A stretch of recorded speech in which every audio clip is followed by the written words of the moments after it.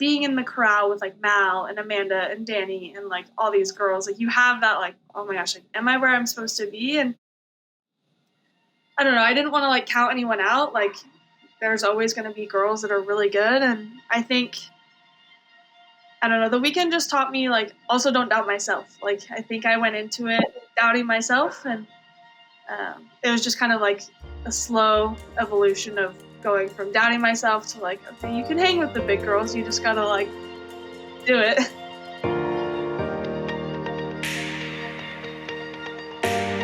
What's up, guys? Welcome to the Invictus Mindset Podcast. Today's guest is a CrossFit Games athlete with a stunning final event finish at the most recent Granite Games.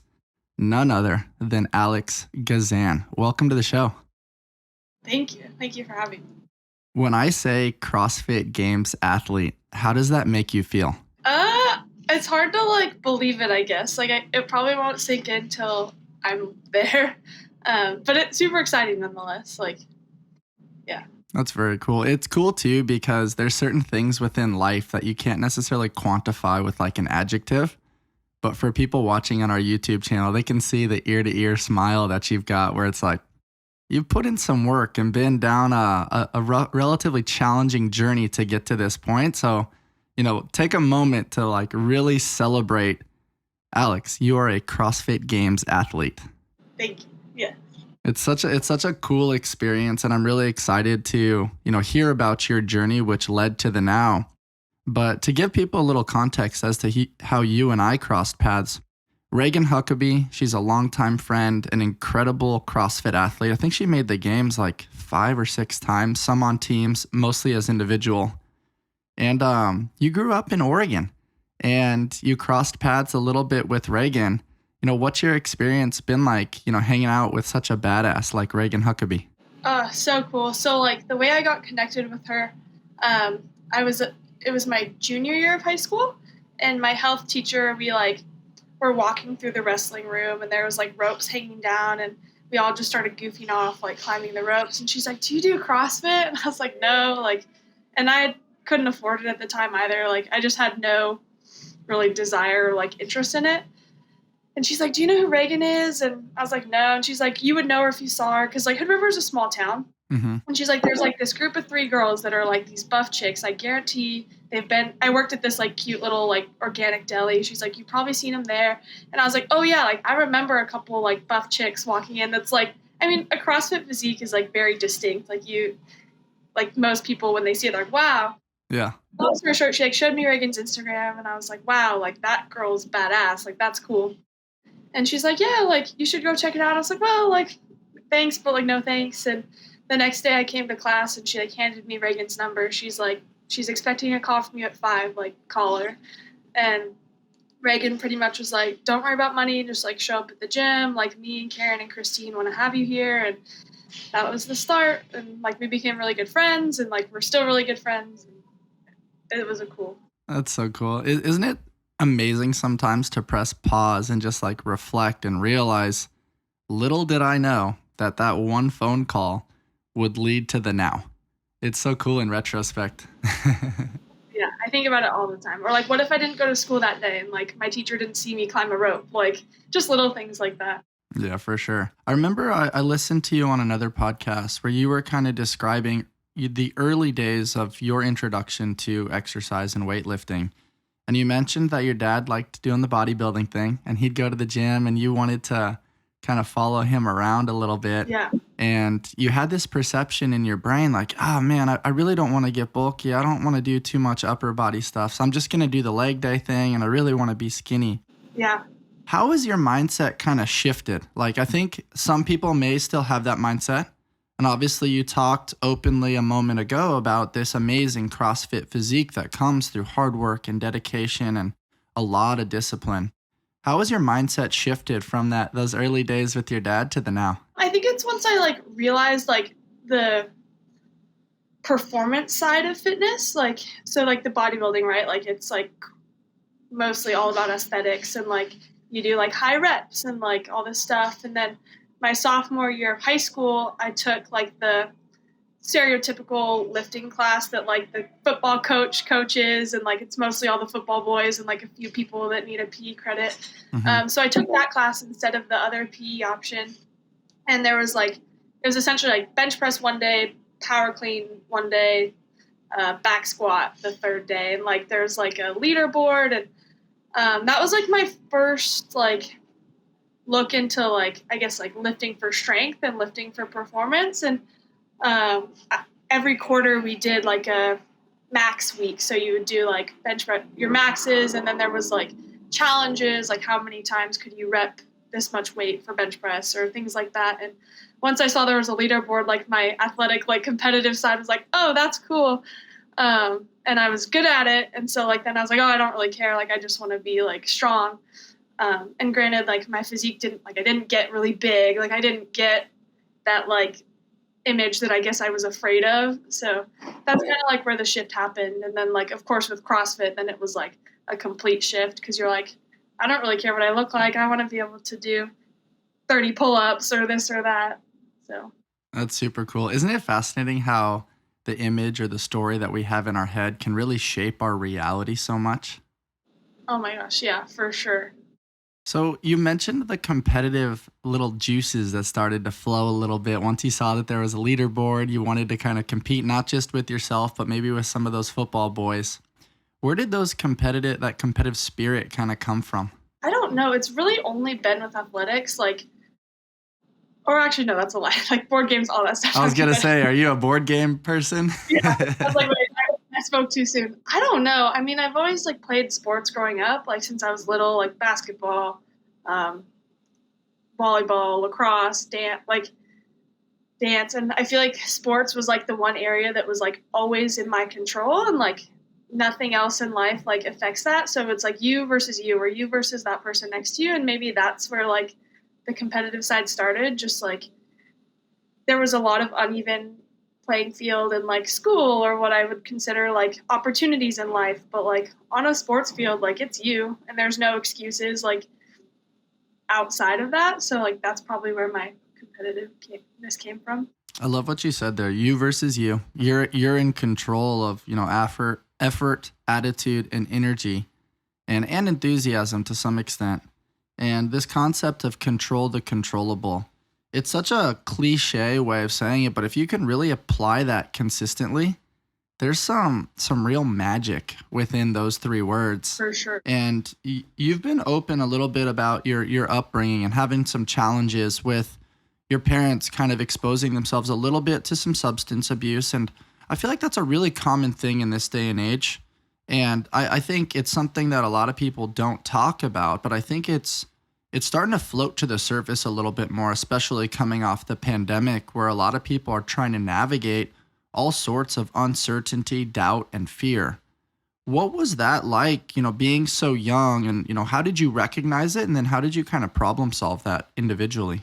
Honestly, like I feel really lucky. Like I never had the mindset of like, oh, well, like this sucks for me. Like might as well just like give up now. Or like, I never had that victim mentality. Like, don't get me wrong. Like there was definitely days where like, I was just like, why me? Like whatever. But like, I feel like it was more with my like faith and like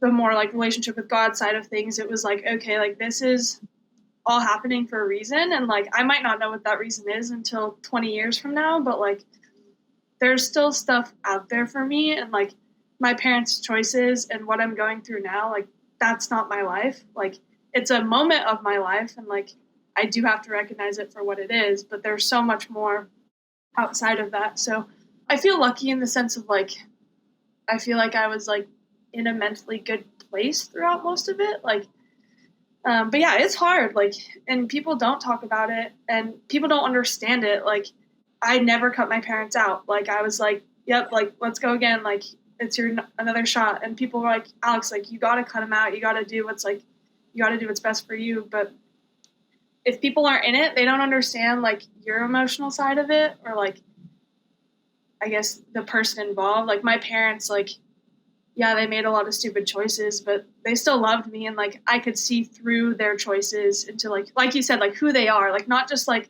what they're doing in their roles, but like, I know they didn't want to drink that alcohol. They would cry when they were sober. Like, I don't want to be like this, but it's just like one of those strongholds that sometimes it takes hitting rock bottom 10 times and then rock bottom again to like get out of it. Totally. I feel like as human beings, we all need some sort of outlet in some capacity. And sometimes people don't have the tools in their toolbox to navigate that. And so, when life gets hard, they crave that alternate source of clarity or an alternate source of consciousness, so that way they can escape from that pain. Yeah. But I think in this day and age, like, first of all, what maturity, you had to navigate that, and then also practice the art of eternal optimism, knowing that, hey, like, this is a moment in time, but we are going to get to the other side of this. And, I'm sure there was some very hard conversations within there, but I always say, like, the most successful people are comfortable having uncomfortable conversations. And I really admire that about you, Alex, being 20 years old and being able to, share publicly thoughts around family struggle, family challenge, and how that's helped shape you and your character is very, very special. So thank you for sharing that with us. No, I think my parents are like, they'd be open books too. Like, they're both sober right now, which is like super, super awesome. And I'm super proud of them. And like, they'd be open too. Like, it is hard. And like, when people don't talk about it, like, there's this facade. And like, I feel like that's where the circle happens. Cause like, you don't want to disappoint someone, or you don't want to be embarrassed, or yeah, I'm doing good, but like, maybe you're not. And so they like, that spiral just continues. Trident Coffee is sponsoring this episode of the Invictus Mindset Podcast. My guys over at Trident taught me something really important this last year, that we are all a bundle of stories, both good and bad, and everything in between. At Trident, they're storytellers. All of their cold brews remind their customers that they are part of something bigger than themselves. They help create connections through symbology and storytelling that engage their customers on an emotional level, and this distinguishes them from other coffee brands. You can find Trident in Imperial Beach and in Coronado. They offer over 14 plus nitro cold brews along with dairy-free options. You can find the perfect brew and pair it with one of their treats from their keto bakery. All these options will allow you to support your health and fitness journey with Trident Coffee. They're more than just a coffee company. You can check them out over at tridentcoffee.com and use code Invictus20 for 20% off online and in tap rooms. Once again, that's tridentcoffee.com. Use code Invictus20 for 20% off online and in tap rooms. Take your coffee experience to the next level. Striving to maximize your potential through health, wellness, and high-level fitness requires tremendous midline strength and stability. Allow the crew over at Element 26 to co-pilot your journey so that you can destroy PRs and not destroy your body. They have this amazing self-locking weightlifting belt that provides a 4-inch uniform profile for optimal intra-abdominal pressure and back support. This quick-release technology allows the pressure to be placed on the buckle and pin instead of the Velcro. Nothing's worse than being at the bottom of a squat and having the Velcro pop on your weightlifting belt. Head on over to element26.co and use code Invictus10 at checkout to receive 10% off all online purchases. Head on over to element26.co and use code Invictus10 at checkout to receive 10% off all online purchases. Destroy your PRs, not your body. I also think it's important to note that oftentimes people discuss with the substance abuser, but they forget those that are secondarily affected, which can be a loved one, which can be a child, which can be a family member, which can be a close friend. And, they're affected as well. And the fact that, you've developed this armor and these tools within your toolbox to navigate that just shows why you're so well equipped when the pressure is on in the competitive arena. With that being said, I'd love to revisit, that final workout there at Granite Games. I've had some cool conversations with your coaches, Justin Kotler and Kiefer, and I ran into them in the warm-up area, and I was like, hey, man, I took a look at the leaderboard. You and I both know this is an interesting time. What's kind of going through your thoughts? And Justin just like lit up, and he was just like, oh man, Alex is probably the best in the field in legless rope climbs. Like, I don't know what the outcome's going to be, but we're going out banging. What were your thoughts kind of in the lead up? Like, you had a pretty good weekend. Not everything went exactly according to plan, but you kind of were in the conversation throughout. You gave yourself a fighting chance. You knew that final workout was in your wheelhouse. That was one of the 2 workouts that was consistent across all of the semifinals. What were some of the thoughts going through your brain in that final workout? Oh man, well, kind of like what Justin said, like we didn't know what was going to happen, like, and what you talked about, like controlling the controllables. Like, I didn't know if like Mal or one of the girls was just going to come out and be like a little monkey and get like Tia's time, or something like that. But I knew like if I executed, like that event would be good for me. And like the coolest part about that whole thing is Karen McAdam, she's a master's athlete. She told me this like before West Coast last year and before Granite Games again, like take a second and just like enjoy the moment. And like I feel like Granite Games, like I did do that for like maybe 9 out of 10 times, but like that was the first event I've ever experienced in a competition where like from the second walking into the warm-up area to like the finish where it was like all just enjoying. Like, yes, I was afraid like maybe the cards won't fall or line up and like I won't make it, but like I knew that was an event that I could have fun with and like just go out. And so yeah, it was so fun. Like I was like not even nervous walking down. It was so fun. That's cool. It's one of those things where it's like, I've got nothing to lose right now. I either stay where I'm at, or I have the opportunity to go up. And you absolutely performed. And when you crossed the finish line first in your heat, did you know, or what were the thoughts in that particular moment? Oh man. Like first I think it was like, oh my gosh, like I just won my heat. Like, whoa. And then it was like, oh my gosh, wait, I just won my heat. Like, did I qualify? And then it was like, I don't know. There was just so many emotions in that, like, 5 seconds. Totally. And it was one of those things where we got to see it a little bit firsthand where, there's a little bit of uncertainty. You're kind of like not really sure what to feel, but I'm stoked on that final finish. Yeah. And then there's just like this little lull. There's this little pause. And little did you know, you didn't just creep into 5th place. You creeped into 4th. And all of a sudden we saw the tears start to come. And just, I'm sure you had like this gentle panorama view of like those that have helped you get there. The moments in training when you didn't want to do it, but you did it anyway. The times when you just didn't want to go into the gym, but still did.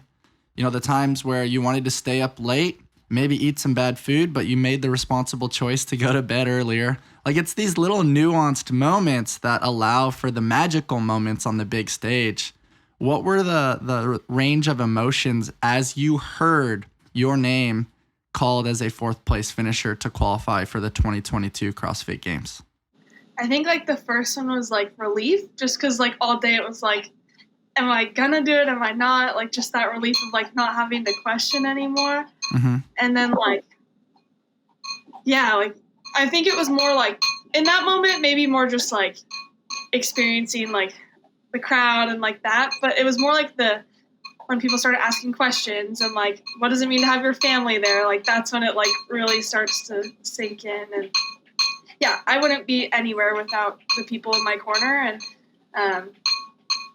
yeah, it's like, I'm so grateful for everybody. Like we have the best team here, underdogs, and like my family, like even though they don't really understand CrossFit, like the support, the texts, like it all means so much. I can totally relate to that. My mom will watch like videos on Instagram or she'll see things on YouTube or on like stories or what.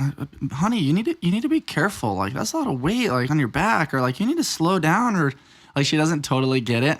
And she's totally right too. Like there is that element of the sport where you do have to, practice with a little bit of caution. But Yeah. what is that like? Some of those fun conversations, because it is hard to communicate to people outside of the CrossFit arena. Yeah. I mean, I think I just kind of like, I try to describe it like simply, like, yeah, like we're trying to do like either as many as we can or as fast as we can, like just like in simple terms. And then usually I just tell them like I'm being careful, like it's gonna look gnarly. And of course, like in qualifiers, there's definitely reps where you're like, probably not the best, but like I think they just know that like if I was doing something stupid, I'd probably be hurt by now. Like that Totally. there's risk and reward, but like CrossFit's relatively safe as long as you're being smart.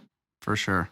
Especially given the background that you have, being around such high level people that I'm sure have been tremendous mentors for you along the way.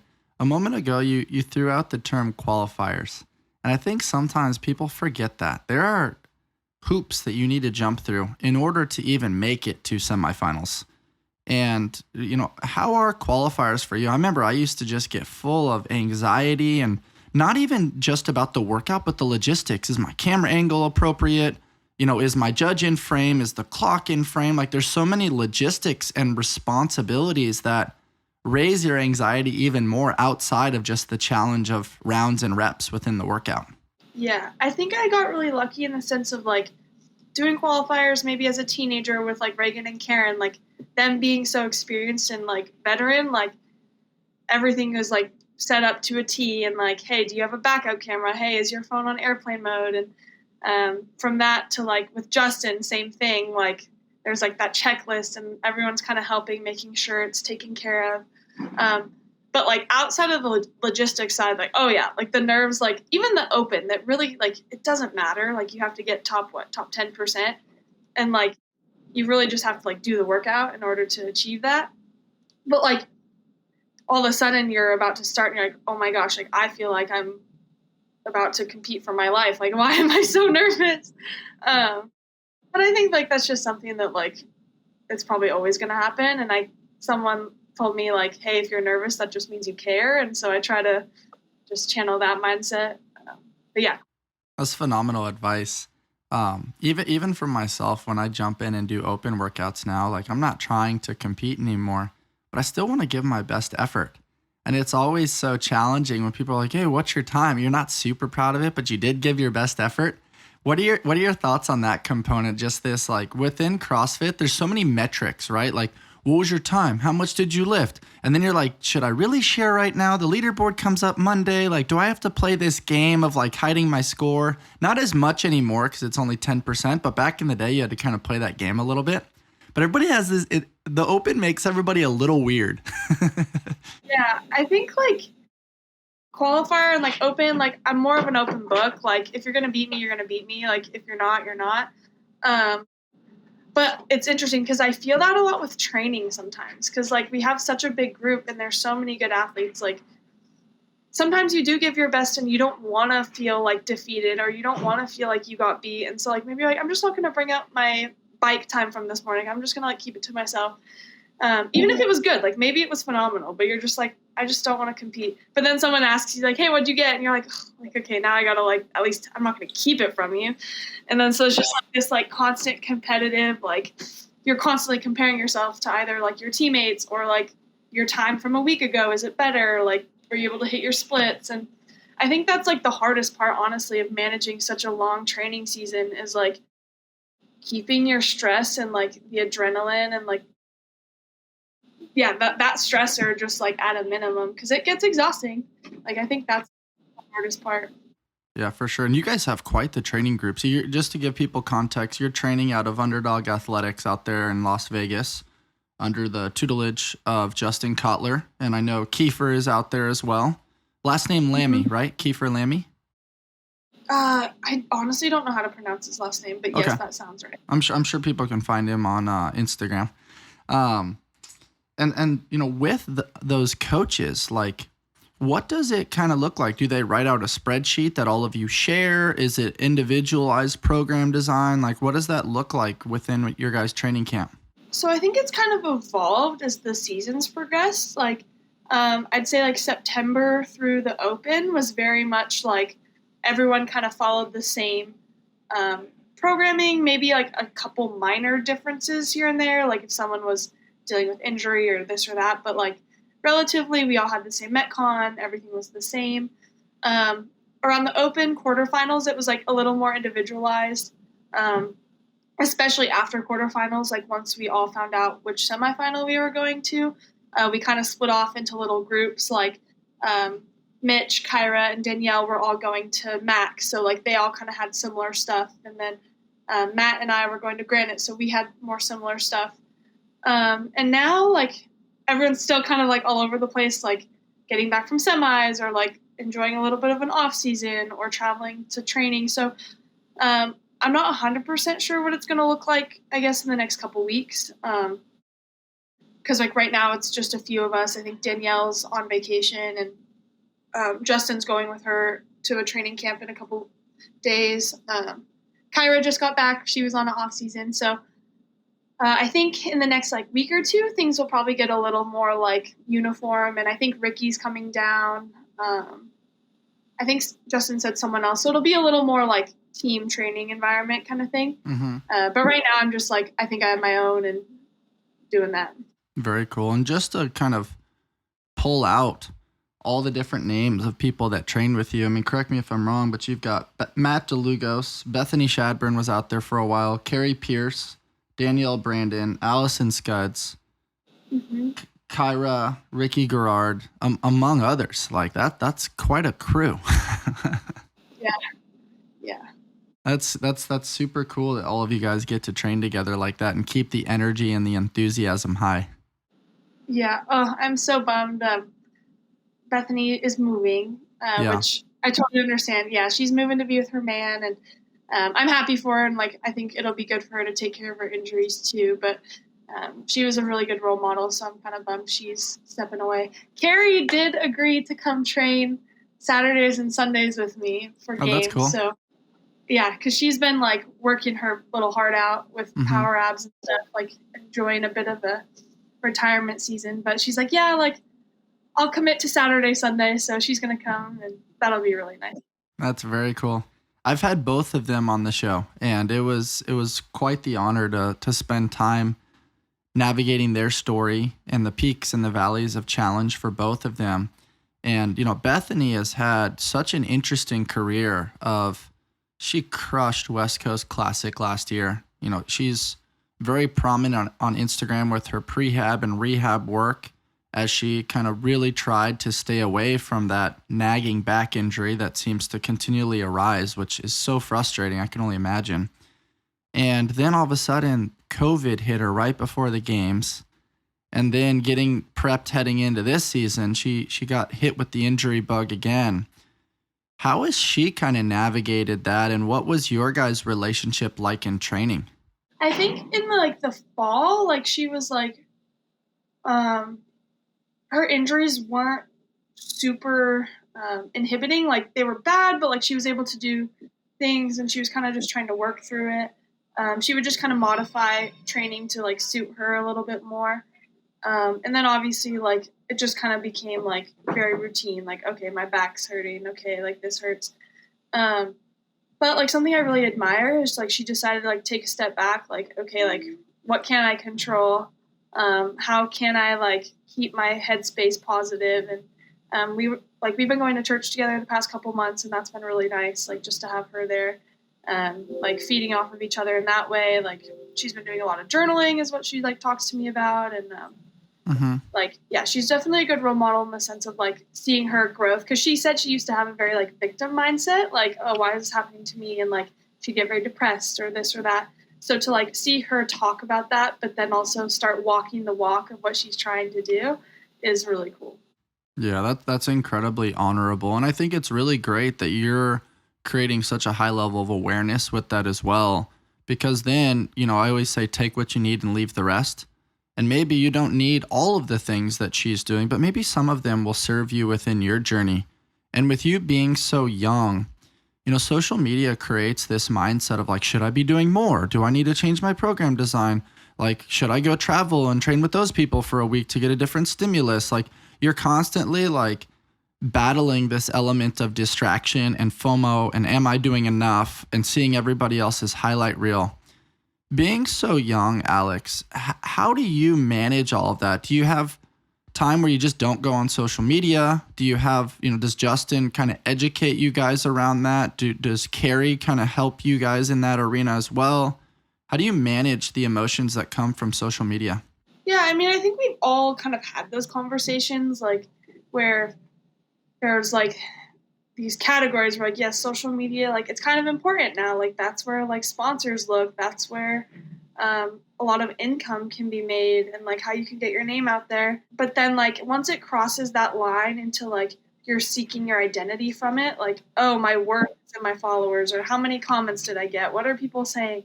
Then like that's where you have to take a step back. And something I like ask myself a lot is like, if Instagram were to like disappear tomorrow, like what would my reaction be? Like how would I feel? And as long as my reaction isn't like, oh my gosh, like my life's over, then like I feel pretty good about it. Like I think having Jake in my life, like having so many close relationships, like my cup gets filled in person. And so like Instagram is just like a cherry on top. Like it's cool to see the comments in this, but like those people, you don't know those people. Like they're not going to be around your hospital bed if you get hurt. They're not going to be like bringing you food if you need it. Like, so I don't know. I try to keep my personal connection with Instagram aside. You use it as a tool, which is what it is. And that's very cool that you have that elevated, mature mindset at such a young age, because it's easy to get stuck in that rabbit hole. Breathing, movement, circulation, digestion. What do all these body functions have in common? Our muscles. There are over 600 muscles in the human body that are responsible for supporting our daily activities. That's why your muscle health is incredibly important.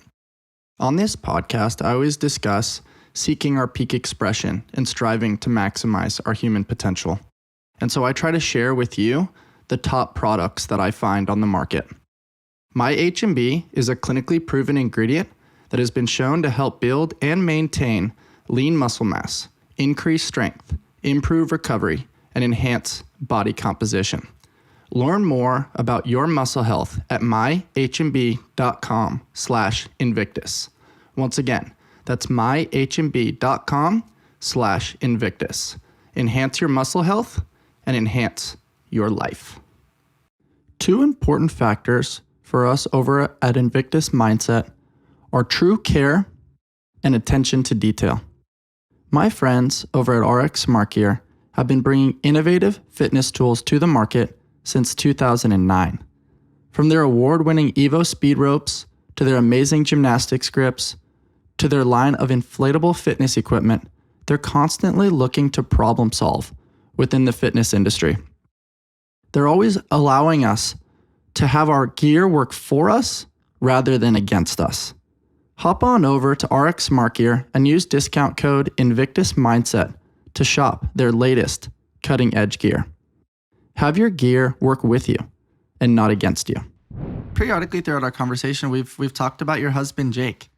How did you guys originally meet? And you've been married for 2 years now, which is super cool. And like, I'm always somebody that likes going against the grain. That's not always like, oh, societal norms. And like, it's definitely modern day, a little bit different to get married at 18. But I also think it's really cool and makes your relationship that much more special.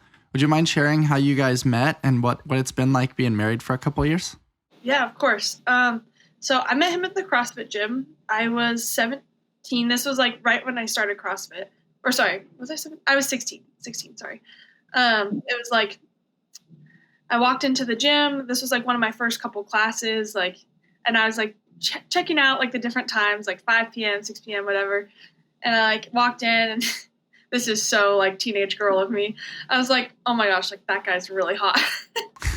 He was just like shirtless working out, and like I thought he was really old. Like, I thought he was like maybe in his 20s, and I was like, okay, whatever. Like, he's hot. Like, I'm just gonna go. Like, I gotta go work out, whatever.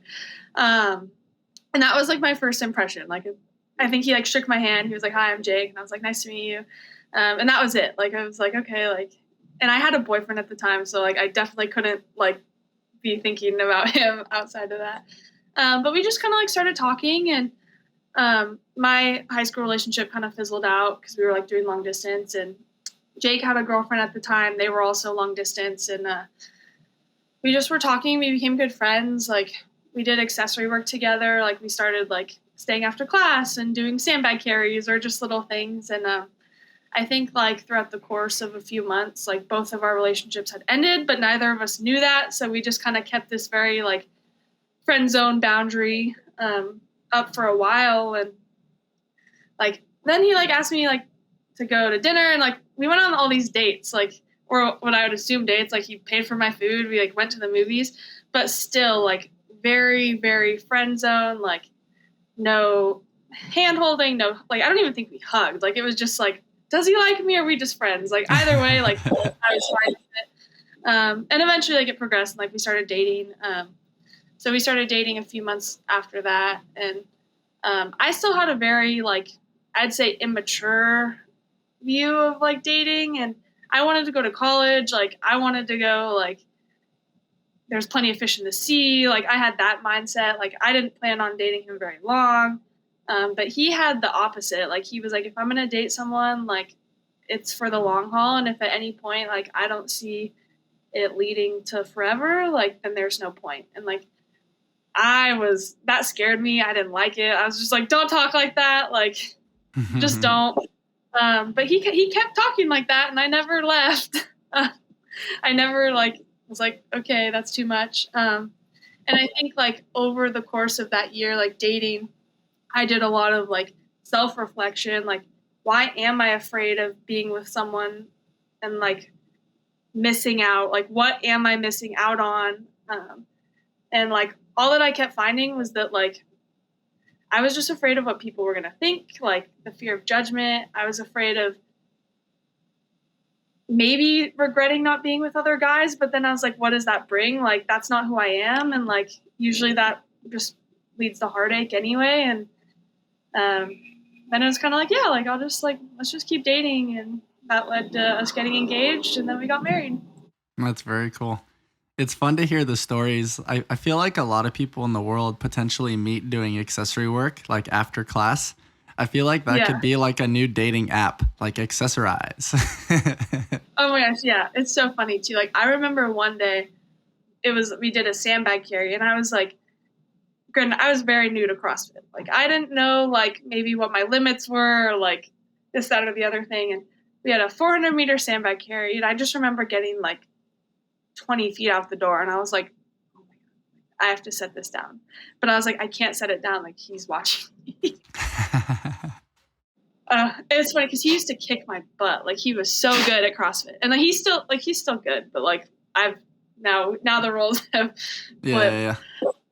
But yeah, it's just funny to look back on. That's super cool. Do you guys still get competitive with one another periodically, or has he kind of relinquished those reins a little bit? I think we would if it was a fair playing field, but like, he works so much, and like when he's working, he doesn't have time to work out. He'll work out, but like he doesn't go to CrossFit, and he dealt with some injuries like right after we got married and wasn't doing CrossFit. And so I don't think it's fair so much to compete, just because like I train however many hours a day and like he doesn't. But like, I'd say we're still competitive. Like, hey, if we're playing a board game, like it gets competitive. Or I think if we like went out, like, hey, let's go do some like accessory work, like I think we would still be competitive, maybe. That's cool. I dig it, Alex. It's cool to hear how you guys navigate your relationship. And, on the subject of injuries, have you dealt with any injuries in your journey so far? Or have you been one of the lucky few? Knock on wood, I haven't had to deal with any long-term or like serious injuries where you need surgery or you need like complete time off. I mean, I've definitely had like little nagging injuries that bother you for a month or two and eventually kind of fizzle out, or like you have to see someone for. Around COVID, I did like the hatch squat program. High volume. And that, yeah, I mean, I probably just wasn't prepared for that. And like, I ended up partially like tearing something in my hip, but like, it was like minute enough that I could train around it and then just like start from the bottom, like tempo squats, things like that.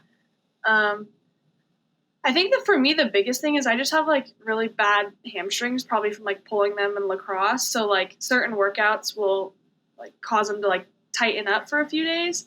But otherwise, like I feel pretty lucky. Like other than, I mean, CrossFit happens. Like you have shoulder nagging pain for a couple days, like wrist pain for a couple days. But luckily nothing huge. Yeah, you're one of the very fortunate ones. What's it like mentally when you have a little hamstring tweak or your shoulders talking to you a little bit? It's very easy, in retrospect saying, oh yeah, it's just a couple days, no big deal. But when you're in the middle of it, a couple days feels like forever. And you're like, dang, I want to be able to do what they're doing. Like, I want to play with my friends. Like, what's that like for you? Oh, I don't know. I think it comes and goes in waves as far as like how I handle it.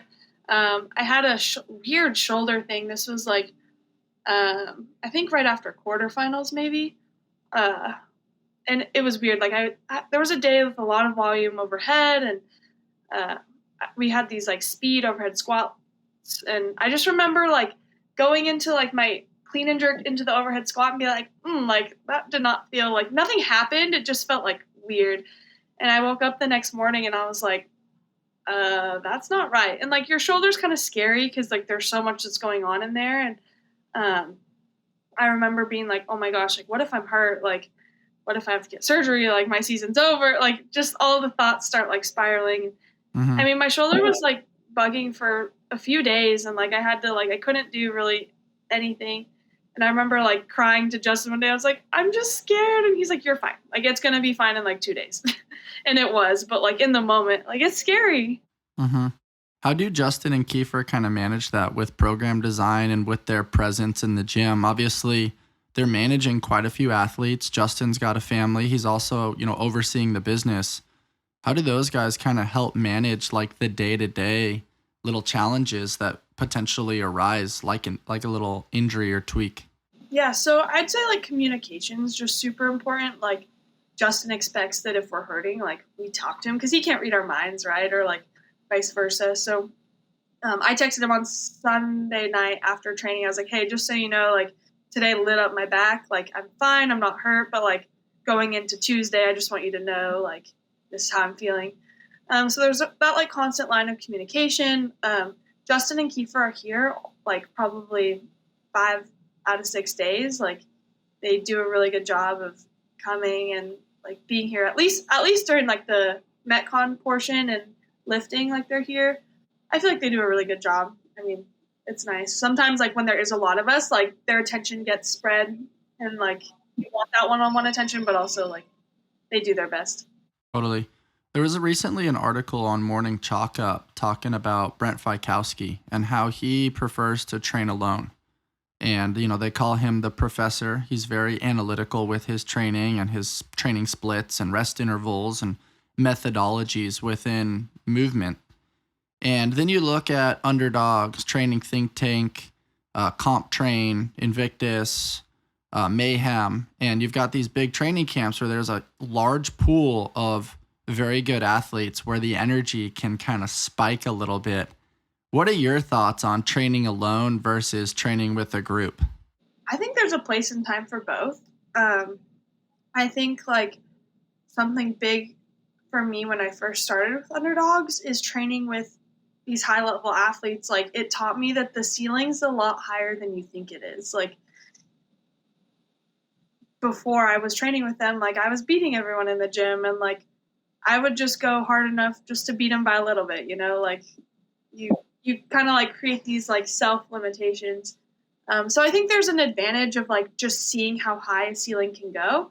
And like obviously that competitive little push of like, all right, like let's go hard, like let's race or something like that. But then there's also like on the opposite end, like it is important to like know your fitness level and like what are you working on, because it's sometimes unrealistic to be like, hey, like I want to beat you in this workout if that person's way fitter than you or like way better at that workout or vice versa. So like we do a lot of monostructural, and like that's usually everyone does it alone, like in the morning. And I think having like that time to just like focus on like yourself and like, okay, I'm going to do this. And like, this is my goal. And you're not looking over your shoulder at that person's RPMs. And I think it's important to have that time where you're not competing with other people. But I think it's also important, like at a competition, you have to be able to compose yourself next to the person that flew out of the gates, or you have to be able to know to go faster if someone's going slow and that's not your pace. So I'd say there's like pros and cons to. Very cool. What's your morning mono like? Are you an earphone girl? Are you somebody that likes to do it, in the corner by yourself? Do you like to kind of jump in with someone like Matt DeLugos, who's typically really good on machines? What's your style kind of like? I think it just depends on like, what's the workout? Is it something where we could all do it together? And like, it's like, I mean, equipment wise, like we don't have a ton of like bikers and stuff at this gym. So that's a factor. If it's something where it's like very individualized, like, hey, you're going to row 6 minutes at your 2K pace, like 4 minutes at 2K -5, like things like that I feel like is totally fine to do on your own because it's you versus you. And if a person's going faster, like it shouldn't affect your pace, like you're holding a certain one. But I love like if there's like a bike and gymnastics or like more like kind of Metcon-y piece, like that's always fun to do with other people. Yeah, totally. Or if it's something awful like bike sprints, like you want other people there just to Oh yeah. moral support. Oh yeah, for sure. We talked about your relationship a little bit with Bethany and Carrie, but you also have a special relationship with Matt DeLugos and Danielle Brandon. And, Matt was one of those people that I'm a big fan, Team Too Tall. It was awesome to see him win the legless rope climb workout as well alongside you. Oh, that was like super cool, right? We talked about that like when the workout got announced. Like we were both like over the moon, and like we tested it together, and like we're like, yeah, like let's go out, like swing for the fences, like let's win that workout. And then it was announced that it was last, and we're like, okay, like we're gonna end on a good note, like no matter what happens. And he didn't know that I won, like because he was warming up, and I didn't know that I was gonna get to like be on the finish line because they were holding us for drug testing. And so like for me to he just knew I did well because he said something like the group chat started like blowing up, and he was like, okay, that means she must have done well. And then so like he went out there, and like to see him win, and like obviously like we have developed like a really good friendship, like we became good training partners, and it was so cool to like see like what we had talked about like actually happen. And that was like definitely a highlight of a week. Yeah, for sure. It was cool to see that success and just kind of witness the shared camaraderie around, finishing the weekend on a high note. And, what's your relationship like with, as the Buttery Bros coined, DBE, Danielle Brandon Energy? She comes with a lot of energy. She does. Good. She's like, very like competitive, and she brings a lot of like, she shows you that the ceiling's super high. Like she's been smoking us at workouts by like 2-3 minutes. Sometimes like just crazy. Like you're like, oh my gosh, she's done. Like, wow, I need to like get fitter. Things like that. And I mean, like, I think she has such a good heart. Like if you need like a ride home, like she's there, like she'll take you home. I think it's just navigating like the competitive side. Like I'm super sensitive, and like I'll be the first to tell you if someone raises their voice at me, like I cry. And that's on me. Like I just am sensitive. So like I think we have a good relationship. I'm just a baby, and like so if she gets competitive and like maybe like says something, I'm like, oh. Do you guys have smack talking within your sessions around everybody? Is everybody kind of talking some smack sometimes, or is everybody kind of quiet about it? No, I don't know. I think it just depends. Like I think like the boys might like, we have a guy named Dan who comes in, and like him and Matt will kind of like hype each other up, but like the girls aren't really in your face like that. Yeah. What's it been like training alongside your teammates from Wadapalooza, Allison Scuds and Kyra? Oh, great. They're awesome. I love Kyra just got back yesterday. And so like, that was the first time we got to train together for like a month. And it was really good. She's just has like the sweetest heart. And it's always fun. Like we're always like giggling, and like she's so strong. So like lifting with her is really fun. And obviously like Allison Scuds is awesome too. And I feel like there's so much to learn from her just because she has so much experience competing. Like even though maybe she hasn't made it to the games, like she's worked so hard at doing all the things, right? Like mindset, food, like training. Like she just does such a good job of being an example of like how to do everything right. Mm-hmm. And yeah, so they're super fun to have around. I think Allie is doing some testing, so she's MIA lately. Very cool. I thought maybe that you guys were going to try to form some teams this year after seeing you guys out at Wadapalooza. But looking back a little bit, what was your experience like at Wadapalooza? You know, playing with the worm a little bit, the communication strategy. Obviously, you decided to go individual, so. Wadapalooza was great. It was so fun. Like I think we were really happy with some events. Some events obviously like didn't go our way, and I hate the worm. I hate it. Like just it hurts. Like it's awkward. It does require a lot of communication and like teamwork, and I feel like we didn't really have that yet because we didn't practice with the worm very much. So I think we executed really well based on the experience that we had.